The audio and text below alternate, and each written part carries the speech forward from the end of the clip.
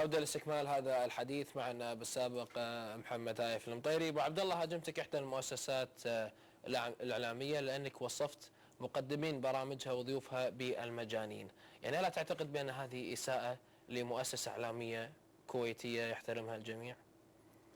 والله هو للاسف انها هي اللي اساءت لنفسها.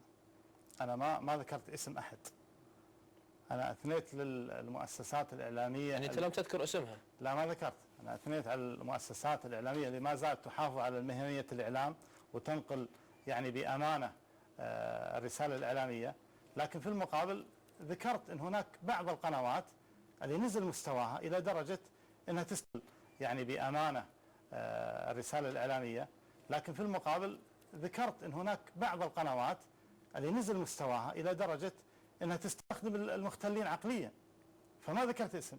لكن هي تبرعت من نفسها وتبرعت ان هذا الكلام موجه لها للاسف، واخذت يمكن 3 ايام وهي تتكلم عن محمد هايف شلون يصفنا دون ان تعرض كلامي اللي يعني عنها كما تذكر. نعم، وصلت هذه النقطة.